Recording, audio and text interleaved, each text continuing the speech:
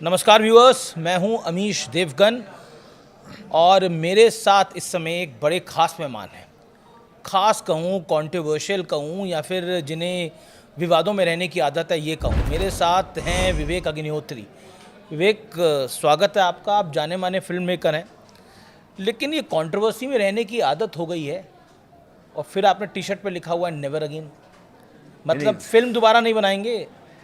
नहीं, देखिए ये बहुत सेंसिटिव चीज़ है, इसीलिए मैं ये पहन के घूम रहा हूँ। आपके लिए भी लाया हूँ एक टी शर्ट, आपको गिफ्ट करूँगा प्रोग्राम के बाद। जी। ये नेवर अगेन चालू हुआ था होलोकॉस्ट के बाद, ज्यूज़ ने चालू किया था। और इसका मतलब है never again to genocide, never again to communal violence, never again to massacre of people, never again Pahalgam, never again Kashmir genocide, never again direct action day, never again Noakhali genocide, never again partition of India and never again banning of a trailer of any film maker. इसलिए ये जी, चलिए तो मेरा पहला सवाल और स्पष्ट सवाल यही है कि सारी फाइल्स का पीछे आप ही क्यों पड़े हैं? सारा जिम्मा आपने क्यों उठा लिया है? चलिए, धन्यवाद। आपको अगर लगता है मेरे कंधे इतने मजबूत हैं कि मैं जिम्मा उठा सकता हूं, तो इसलिए उठाया है कि जब फाइलें, देखिए भारतीय सिस्टम में क्या है, फाइलें दबा दी जाती हैं, अंदर कर दी जाती हैं, फिर कोई एक अफसर आता है, वो कहता है इन फाइलों को निकालो। जी। पर कुछ ऐसे तथ्य हैं हमारे इतिहास के जिनको डिज़ाइन तरीके से, विधिवत तरीके से जिनको दबाया छुपाया गया एक नैरेटिव को आगे बढ़ाने के लिए। जी। लेकिन मुझे ऐसा लगता है कि जो हमारी जनरेशन्स हैं, नई जनरेशन है, उसको सत्य तो पता होना चाहिए। भारत का विभाजन क्यों हुआ, किस कारण हुआ, विभाजन का कुरुक्षेत्र क्या था, ये किसी को नहीं पता है। आपके ऑफिस में इतने लोग बैठे हैं, अभी आप एक एक से पूछना चालू करिए, किसी को नहीं पता होगा। पार्टीशन का सत्य ही नहीं पता है किसी को। चलिए, मैं आपसे एक सवाल पूछता हूँ। जी जी जी, अच्छा आप सवाल पूछेंगे? नहीं, मैं आपसे जी जी, नहीं, हाँ नहीं, पूछिए मैं सवाल पूछिए। पूछने वाला कोई जी नहीं होता हूँ। जी जी, पूछिए पूछिए। मैं आपसे दो सवाल पूछता हूँ। पहला ये बताइए, जब मैं कहता हूँ पार्टीशन, तो आपके दिमाग में सबसे पहली इमेज क्या आती है, विजुअली क्या आता है आपके दिमाग में? क्योंकि मेरे परिवार ने पार्टीशन का दंश झेला है, इसलिए कहाँ के रहने वाले हैं आप? हम मूलतः तो पाकिस्तान सियालकोट के रहने वाले हैं। उसके बाद जब पार्टीशन हुआ, जो कि एक दर्दनाक हादसा था, 14 अगस्त को, अब हम विभाजन विभीषिका को कम से कम याद करते हैं, उस दर्द को, उस दंश को। और शायद मुझसे अगर कोई पूछेगा तो विभाजन क्या था? विभाजन कत्लेआम था। विभाजन में ट्रेनें कट के आई थी और किसी ने सुध नहीं ली तो ये थी। पंजाब के एरिया में दिख रहा है ना आपको? जी थी, बंगाल में भी हुआ था। हाँ, कुरुक्षेत्र बंगाल था, उसका कॉन्सिक्वेंस पंजाब था। बंगाल एकमात्र ऐसी स्टेट है जो उसका 3 बार विभाजन हुआ है। 1905 में हुआ पहले, उसके बाद 1947 में हुआ, और उसके बाद 1971 में कल्चरल डिवीजन हो गया, और आज चौथे डिवीजन की कगार पे बंगाल खड़ा हुआ है। ये सत्य कितने लोग जानते हैं? दूसरा सत्य जो लोग नहीं जानते हैं, कोई नहीं। मैं आपको चैलेंज करता हूँ, मैं तो हज़ारों हज़ारों लोगों से पूछता हूँ जब भाषण देने जाता हूँ अमेरिका में। हर स्क्रीनिंग के पहले अभी मैं पूछता था, कौन सी वो एकमात्र ऐसी कम्युनिटी है मानवता के इतिहास में जो सबसे ज़्यादा प्रताड़ित, गुलाम रही और दंडित और खंडित हुई? कौन सी है बताइए? बंगाली। हिंदू कम्युनिटी। बंगाली हिंदू। नहीं नहीं, ओवरऑल हिंदू हिंदू कम्युनिटी। 1200 साल की प्रताड़ना और गुलामी का हमारा इतिहास है, और ये मैं नहीं कह रहा हूँ, ये वर्ल्ड के हिस्टोरियंस मानते हैं इस बात को। एक आपको यहूदी जीव बच्चा नहीं मिलेगा इजराइल का जिसको कि अपने होलोकॉस्ट के बारे में नहीं पता। एक ब्लैक बच्चा नहीं मिलेगा जिसको स्लेवरी के बारे में नहीं पता। एक जैपनीज़ बच्चा नहीं मिलेगा जिसको हिरोशिमा नागासाकी के बारे में नहीं पता। लेकिन हमारे बच्चे ब्लैक लाइव्स मैटर डालते हैं, लेकिन उनको अपने ही देश के सबसे बड़े जेनोसाइड जो डायरेक्ट एक्शन डे नोआखली है उसके बारे में नहीं पता। तो इसलिए कोई ना कोई तो इस फाइल को, लेकिन जब आप ये सत्य और तथ्य सामने रखते हो तो तकलीफ होती है। इस देश की लिबरल लॉबी को बहुत बड़ी तकलीफ होती है, उनके आप विलेन बन जाते हो। इस देश के एक बड़े पॉलिटिकल सिस्टम के आप विलेन बन जाते हो। धमकियां भी शायद आती होंगी, पहले भी कश्मीर फाइल्स के बाद भी आई है। वो कहते हैं कि आप नफरत का एजेंडा चला रहे हो, वो संघी और भाजपाई एजेंडा जो कि नफरत फैलाता है। और यहाँ पर लोग मोहब्बत की दुकान खोल के बैठे हैं और विवेक अग्निहोत्री नफरत को परोस के दे रहे हैं। अगर हुआ भी है तो याद करने की क्या ज़रूरत है? अब देखिए, कई तो मूर्खता भरी ओपिनियंस होती हैं, उनका मैं क्या जवाब दूं? ओके, लेकिन अब चूंकि आप एक जर्नलिस्ट हैं, आप जिम्मेदारी से पूछ रहे थे, जिम्मेदारी से जवाब देता हूं कि ये नफ़रत तो मैंने नहीं क्रिएट की कश्मीर में। मेरे कारण तो नहीं कश्मीर में जेनोसाइड हुआ हिंदुओं का। मैं तो तब पढ़ता था कहीं पे। अभी जो मुर्शिदाबाद में हुआ तो मेरे कारण नहीं हुआ। बम्बई में जो ताज होटल पे हमला हुआ वो तो मैंने नहीं किया।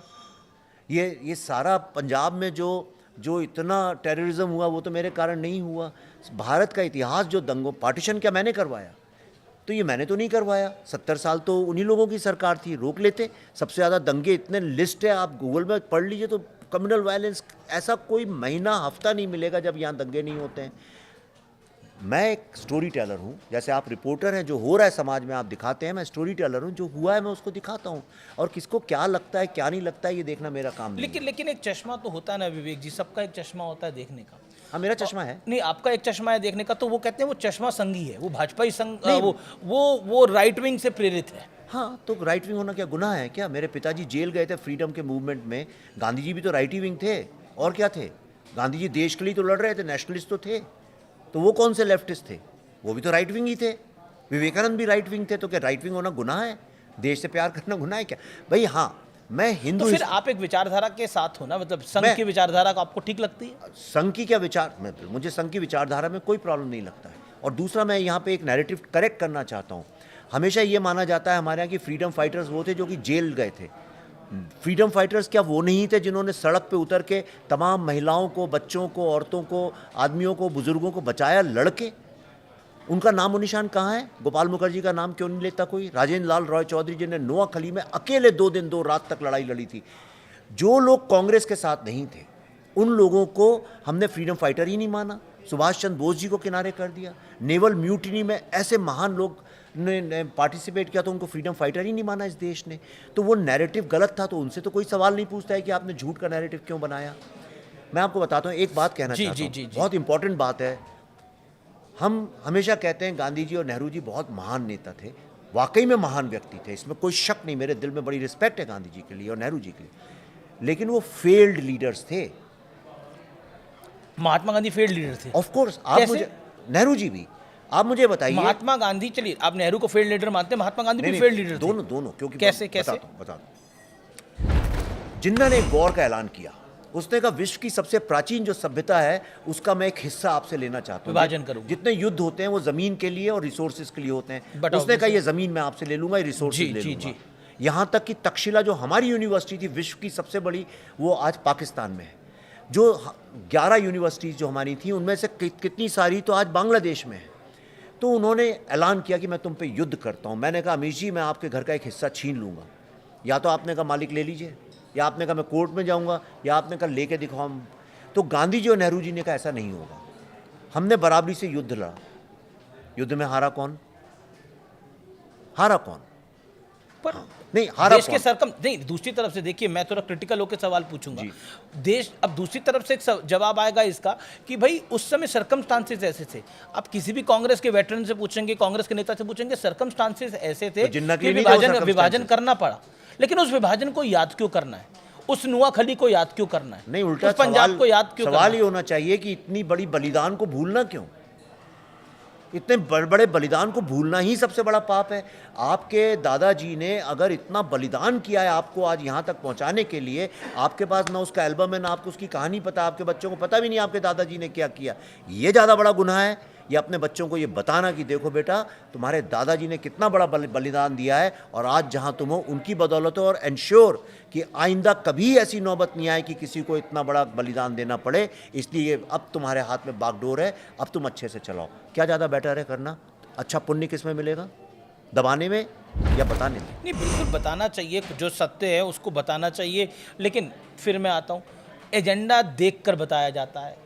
बंगाल के चुनाव अब अगले साल होंगे, उससे पहले बंगाल फाइल्स आ रही है, और शायद ममता बनर्जी भी बड़ी चिंतित हैं इसको लेकर। वो लगभग 1 साल से चिंतित है आपकी फिल्म को लेकर। मैं एक पुरानी बाइट सुन रहा था उनकी, साल भर पुरानी। वो कह रही थी कि कुछ लोग आए थे जो कि नफरत फैलाने के एजेंडे के साथ आए हैं। उनका इशारा विवेक अग्निहोत्री पर था। आप अभी बंगाल भी गए तो देखिए ट्रेलर लॉन्च नहीं होने दिया। देखिए, चिंता और शक की कोई दवाई नहीं होती है। जिसको चिंता करनी है वो कर, उसे रोक नहीं सकते। जो शक करता है उसे कोई रोक नहीं सकते। जहाँ तक आपने इलेक्शन की बात करी, तो ऐसा कोई वक्त आप बताइए हिंदुस्तान में जब मैं फिल्म रिलीज़ कर सकूँ जब कोई इलेक्शन ना हो रहा हो। अभी तो बिहार का हो रहा है, अभी का बंगाल का हो रहा है। बंगाल का अगर मुझे करना होता एजेंडा तो इतनी तो मैं अक्ल रखता हूँ कि फिर मैं जनवरी में रिलीज़ करता। अभी क्यों करता? इतना टाइम क्यों वेस्ट करता? आज इंटरनेट के ज़माने में लोग 10 सेकंड की रील तो याद नहीं रख सकते हैं, तो कौन याद रखेगा? ऐसा कुछ नहीं। और फिल्म में अगर इतनी ताकत है, अगर वो सोचता है कोई कि मेरी फिल्म से इलेक्शन चेंज हो सकते हैं, तो थैंक्स फॉर टेलिंग मी। अब अगली फिल्म जब बनाऊंगा तो इसी तरह से बनाऊंगा कि मैं कोई इलेक्शन खुद ही जीत लूं कहीं पे खड़ा होकर फिल्म बना के। ऐसा नहीं होता है। ये बहुत ही यानी बहुत ही छोटा संकुचित विचारधारा है। लेकिन आपका ट्रेलर रिलीज नहीं हो पाया, जी। आपको वहाँ पर विरोध का सामना करना पड़ा। विरोध यानी शासन प्रशासन का विरोध। जी। क्या आपको लगता है कि जो कि लंबरदार हैं फ्रीडम ऑफ स्पीच के, वो शांत रहे इस पूरे विषय को देखकर? हक सबको है, मैं ये मानता हूँ, आपको पूरा हक है अपनी फिल्म का ट्रेलर दिखाने का। देखिए, कोई एक ग्रुप है, अगर वो फिल्म का विरोध करे या ट्रेलर को रोक दे या दंगा कर दे, वहाँ तो सरकार ही कर रही है, मैं समझ सकता हूँ। लेकिन जिसने भारत के संविधान की ओथ ली है कि मैं सिटीजन्स की फ्री स्पीच को प्रोटेक्ट करूंगी या करूंगा, वही जब आपका काम रोके, यानी अमीश जी जब रक्षक ही भक्षक बन जाए, तो हम जैसे लोग क्या कर सकते हैं। और दूसरी बात, जो लोग इतनी फ्री स्पीच की बातें करते हैं, जो लोग संविधान दिखा दिखा के बातें करते हैं, उनमें से एक आदमी को ये गलत भी नहीं लगा, बल्कि वो उसको सपोर्ट करते हैं। जिनके दादा दादियों ने, जो कहते हैं मेरे दादा दादियों ने देश के फ्रीडम मूवमेंट में इतना बड़ा बलिदान दिया है, आपका इशारा समझ रहा हूँ। जब मैं उनकी कहानी बता रहा हूं तो उन लोगों को तो बल्कि मुझे सैल्यूट करना चाहिए, बजाय इसके कि वो आप तो उनके नाना को फेल्ड लीडर बता रहे हैं। नहीं, मैं किसी की बात नहीं करना। क्यों? सबको पता है नहीं, किसकी बात कर रहे हैं आप। नहीं, आप गलत कह रहे हैं। वो मेरे चाचा संविधान नहीं, आप पंडित नेहरू को फेल्ड लीडर बता रहे हैं, वो किसके नाना थे? नहीं, मेरे दिमाग में उनका नाम नहीं था। मैं बंगाल नहीं, बिल्कुल आपके दिमाग में नहीं था, लेकिन मैं आपका इशारा समझ रहा हूँ। संविधान की कॉपी लेके कौन घूमता है? नहीं, मैं गांधी जी की बात कर रहा हूँ, उनके भी पोते हैं, ऐसा नहीं है। मैं खुद फ्रीडम फाइटर्स का बेटा हूँ, तो मैं सबकी बात कर रहा हूँ। मैं ये कह रहा हूँ कि ये जो फिल्म है द बंगाल फाइल्स, ये भारत के इतिहास में बनी हुई एक इतनी इम्पॉर्टेंट फिल्म है जो देश को जोड़ने का काम करेगी, जो लोगों के जिनने बलिदान दिए हैं उनके पेन, दर्द, दुख को हील करने का काम करेगी। इस फिल्म को कोई भी जो व्यक्ति भारतीय मानता है, अपने आप को माँ भारती की इज्जत करता है, और जो बंगाली मानता है, वो कभी बैन करने की सोच ही नहीं सकता। इसको सिर्फ वही बैन कर सकता है जो या तो मुस्लिम लीग का अनुयायी है या जो कि पाकिस्तान के। चलिए, मैं आपसे एक और सवाल पूछता हूँ, क्या ममता बनर्जी को इस फिल्म को देखने के लिए आमंत्रित करेंगे, इनवाइट करेंगे? मेरे पास उनका नंबर नहीं। मैंने एक दो और जर्नलिस्ट से बोला, आपके पास है तो आप मुझे दीजिए, या आप उन्हें मैसेज कर सकते हैं तो करिए। मैं चाहता हूँ कि उनको इतनी सद्बुद्धि हो, ईश्वर उनको ये रास्ता दिखाए कि इसको अगर उनने बैन करने की कोशिश की जा रही है, मेरा मुंह मत खुलवाइएगा। नहीं, खोलिए मुंह। यहाँ तो पर तो उनको बहुत पुण्य मिलेगा। ये हम न्यूज़ रूम में हैं, और न्यूज़ रूम के अंदर सब बातें खुल के ही होती हैं। मैं आपको बताता हूँ, मैं अभी जब आ रहा था आपके यहाँ, पहले अभी लिफ्ट से जब आया तो मेरे को फ़ोन आया कि जो डिस्ट्रीब्यूटर्स हैं, ये कल मुझे कार में पता चला था, और अब भी मेरे को दूसरा फ़ोन आया कि जो डिस्ट्रीब्यूटर हैं वो कह रहे हैं अगर फिल्म बंगाल में रिलीज़ होगी तो ये इतिहास कायम करेगी, इतना ऐतिहासिक बिजनेस करेगी, क्योंकि बंगाली हिंदू लोग आ के पूछ रहे थिएटर में कब आ रही है। आपको लगता है बंगाल में ये फिल्म रिलीज हो नहीं, पाएगी? क्योंकि थिएटर वाले नहीं कर रहे हैं। On a serious note, Bengal के मुख्यमंत्री इस फिल्म के खिलाफ हैं, और जब मुख्यमंत्री खिलाफ है, शासन खिलाफ है, प्रशासन खिलाफ है, तो कैसे फिल्म रिलीज हो जाएगी? पर क्यों कैसे खिलाफ हो सकते हैं? उनने कॉन्स्टिट्यूशन की ओथ ली है। ये फिल्म कॉन्स्टिट्यूशनल अथॉरिटी ने अप्रूव की है, CBFC ने। इसको रोकना इलीगल है, गुनाह है। उनका चश्मा कहता है ये नफरत फैलाएगी फिल्म। मुर्शिदाबाद मैंने किया था क्या? मेरी फिल्म के कारण हुआ। नफरत मैंने फैलाई थी मुर्शिदाबाद में। RG कर का जो इंसिडेंट है, 1 साल बाद भी आज उसको जस्टिस नहीं मिली है। मैं कर रहा हूँ क्या? आप बंगाल में जाके तो देखिए क्या हालत है। क्यों 2 लोग अलग अलग डिवाइडेड हैं? क्यों हिंदू इलाके मुस्लिम इलाके अलग हैं?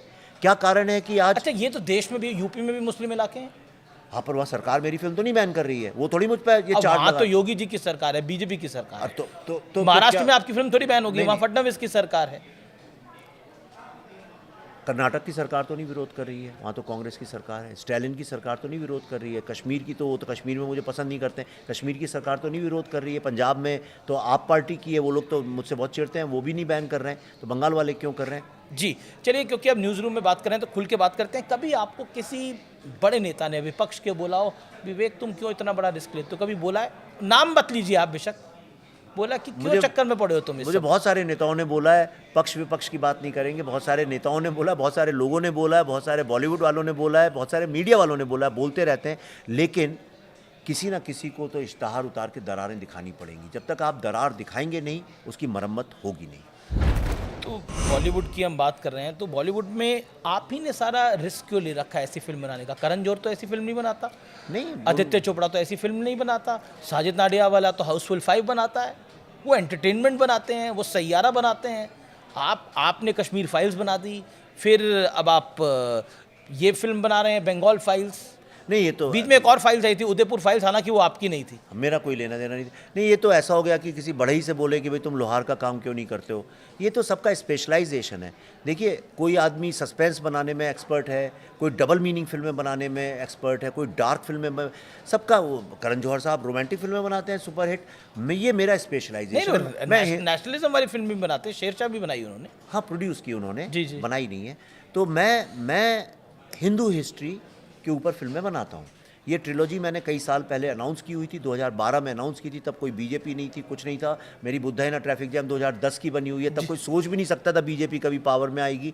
तो ये जिसको जो कहना है कहे।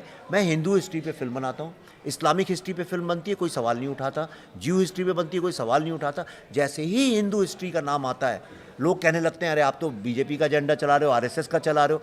अच्छा, और बीजेपी और आरएसएस क्या गुनाह है क्या? वर्ल्ड की सबसे लार्जेस्ट पार्टी है आरएसएस, वर्ल्ड की सबसे बड़ी वॉलंटरी ऑर्गेनाइजेशन है, और हमारे देश पे वो लोगों की अभी सरकार है। तो क्या कोई गुनाह है ये? आपने आरएसएस की बात करी। मोहन भागवत की लेक्चर सीरीज चल रही है, शताब्दी वर्ष है, 100 साल हो रहे हैं राष्ट्रीय स्वयंसेवक संघ को। आरएसएस पर आपका क्या कहना है, एक लाइन के अंदर? मेरा एक तो आरएसएस को लेके जो मैंने समझा है, इतिहास जितना पढ़ा है, बहुत बड़ी भ्रांति ये फैलाई गई है कि इन लोगों ने स्वतंत्रता संग्राम में योगदान नहीं दिया। मैं हज़ारों लाखों लोग हैं जिनकी जानें, जिन लोगों को साहस मिला, जो लोग लड़ने के लिए तैयार थे, उनका ये बहुत बड़ा योगदान था। कांग्रेस का योगदान भी बहुत बड़ा है, लेकिन कांग्रेस का योगदान ही मात्र एक योगदान नहीं है। अनुशीलन समिति जो बिपिन चंद्र पाल वगैरह ने चलाई थी, उसका आप देखिए, मैंने बताया आपको सब, सुभाष चंद्र बोस और तमाम नाम बताए, जो इनके साथ नहीं खड़े हुए थे कांग्रेस के, उनका योगदान नहीं है क्या? तो आरएसएस का एक बहुत बड़ा योगदान है। दूसरी बात यह है, भारत की जो सांस्कृतिक और सभ्यता जो हमारी है, उसको लगातार छोटे लेवल पे जा जाके वो जड़ों से जुड़े रहने का काम जो आरएसएस ने किया, वो बहुत बड़ी बात है। जी, क्योंकि आरएसएस की बात हो रही है, आरएसएस चीफ ने एक बयान दिया कि हिंदू सेक्युलरिज्म की गारंटी है इस देश के अंदर, जिसको लेकर बड़ी तीखी प्रतिक्रिया विपक्ष की तरफ से भी आई है। आपका क्या टेक है एज अ फिल्म मेकर? तो सही बात है, इसमें क्या विवाद हो सकता है? आपको लगता है हिंदू सेक्युलरिज्म की गारंटी है? ऑफ कोर्स, आप वर्ल्ड में कहीं भी चले जाइए, चलिए, भारतीय हिंदू लोग सब जगह हैं पूरे विश्व में। आप अमेरिका जाइए, मैं वहीं से आया अभी कुछ दिन पहले, या यूरोप जाइए, या आप जापान जाइए, या आप अफ्रीका जाइए, अफ्रीका चले जाइए। अगर रात को किसी को कोई समस्या और गाड़ियाँ आ रही हैं और लिफ्ट लेनी है, सबसे अधिक सेफ लोग फील करते हैं हमारे देश के लोगों के साथ। क्यों करते हैं? तो उसमें तो मुसलमान भी हो सकते हैं। बिल्कुल हो सकते हैं, भारतीय मुसलमान हो सकता है, राइट।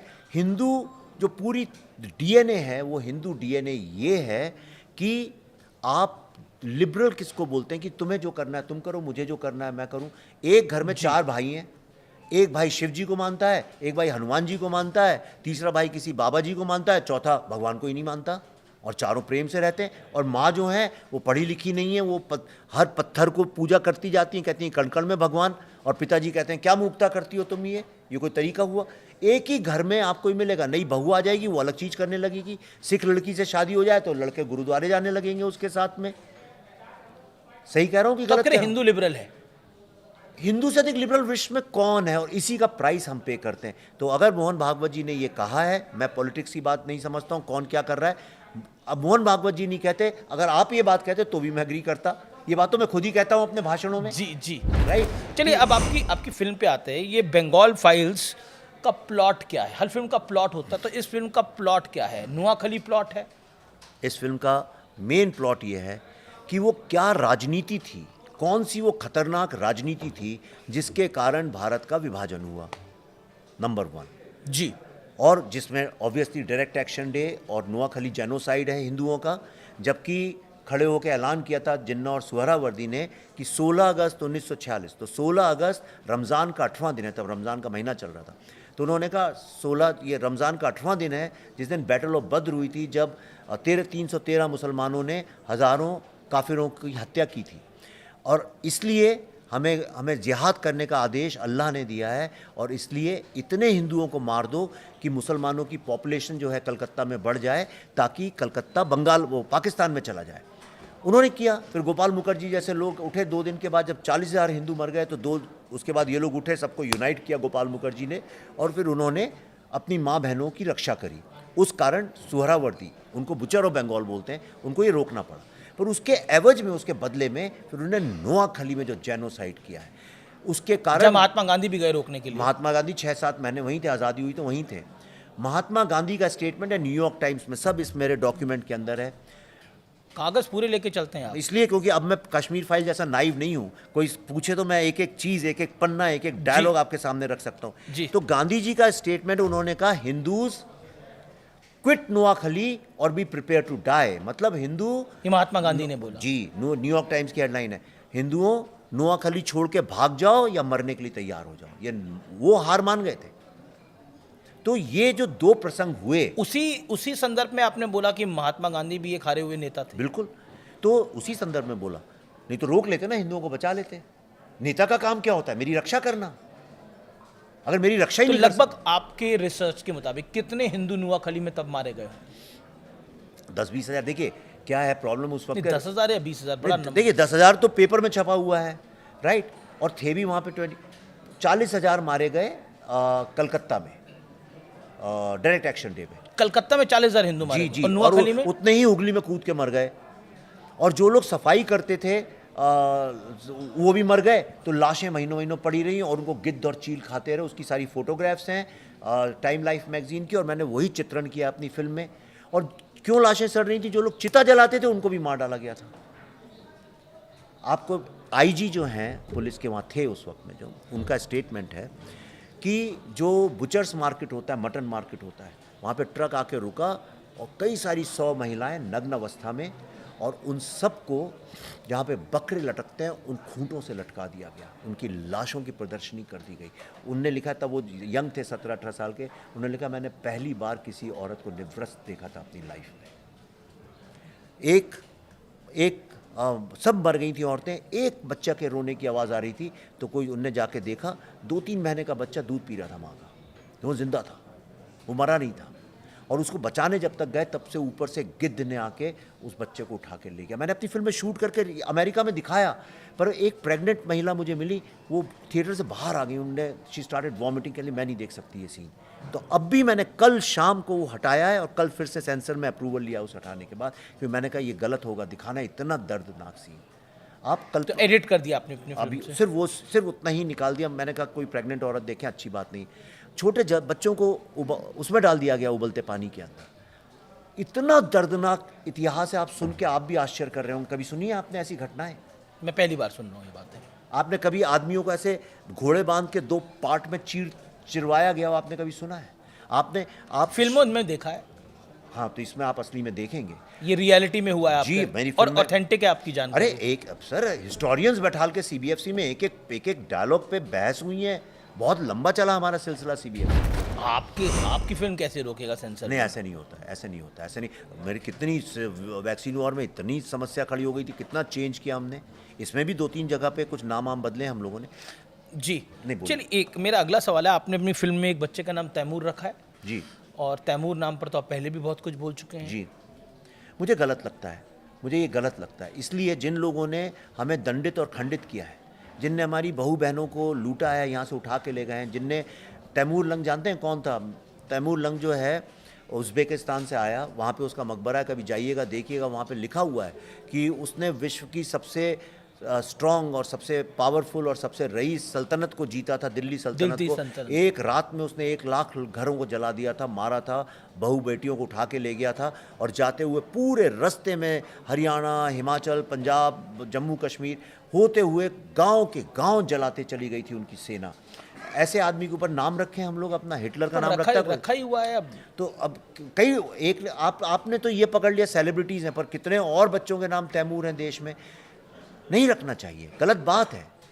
जैसे स्टालिन, जैसे हमारे चीफ मिनिस्टर ने स्टालिन नाम है उनका, स्टालिन कोई रखता है आज की तारीख में नाम जिसने इतने लोगों को काटा मारा? ऐसे ही आप देखिए कलकत्ता में सुहरावर्दी एवेन्यू है, जिसको बुचर ऑफ बंगाल बोलते हैं। मैं तो ममता बनर्जी जी की सरकार से हाथ जोड़ के निवेदन करता हूं आपके माध्यम से कि उसका नाम गोपाल मुखर्जी नाम रखना चाहिए। जी, सोहरावर्दी, तैमूर, अब सैफ अली खान और करीना कपूर ने नाम रख दिया अपने बच्चे का तैमूर। उन्हें तो वो माँ बाप है, उनकी जो मर्जी है वो करें। मुझे तैमूर नाम से आपत्ति नहीं है, मुझे सिंबॉलिज्म जो है उसका, क्योंकि कितने लोग हैं जिनका दर्द होता है जिनको ये सुन के, कितने लोगों को दर्द होता है दिल में। आप औरंगजेब नाम रख दीजिए, रखते भी होंगे शायद। सैफ अली खान भी अच्छी हिस्ट्री को समझते हैं, तब भी उन्होंने सोच समझ के रखा होगा तैमूर नाम, ऐसा नहीं है। He also understand history. अब वो मैं उसमें पढ़ना नहीं चाहता हूँ। मैं अभी अर्जुन की तरह मुझे सिर्फ मछली की आंख दिख रही है अपनी फिल्म। बिल्कुल आप मछली की आंख देखिए, लेकिन मैं ये एक सवाल आपके सामने रख रहा हूँ। सैफ अली खान इज ऑल्सो, उनको भी ये काफ़ी पढ़ते हैं और वो भी हिस्ट्री को समझते हैं, सोच समझ के उन्होंने रखा होगा तैमूर नाम। देखिए, उनको पूरा हक है जो नाम रखें, जो चाहें। लोग तो आजकल ग्रीक नाम रखते हैं, रोमन नाम रखते हैं, जिसको जो नाम रखना है रखे। लेकिन जिन लोगों ने हमारे यहाँ परसिक्यूट किया है लोगों को और गुलाम औरतों को अपने साथ सेक्स स्लेव बना के ले गए हैं, हमारे मंदिरों को तोड़ दिया, मंदिर चली छोड़िए, पीसेस ऑफ आर्किटेक्चर तो हैं, कितना महान आर्किटेक्चर, उसी को तोड़ दिया है और गांव के गांव जला दिए हैं। ऐसे लोगों का नाम नहीं रखना चाहिए, संवेदनशील काम नहीं है। जी, क्या आपको लगता है कि एक प्रश्न, क्योंकि अभी 15 अगस्त भी गई है, क्या आपको लगता है भारत के लिए एक अवेकनिंग मूवमेंट है? जिस तरह से, एक ये जनरलाइज सवाल इसलिए है क्योंकि जिस तरह से टैरिफ का प्रेशर भारत पे पड़ रहा है, जिस तरह से ट्रम्प बयान दे रहे हैं, जिस तरह से इंडिया स्ट्रांगली रिस्पॉन्ड कर रहा है, do you think there is awakening movement for India right now? What do you think? Bharat का इतिहास, आप पूरा भारत का इतिहास देखिए। जब जब भारत पे चुनौतियाँ आई हैं, भारत शिव की तरह से फिर से खड़ा हुआ है।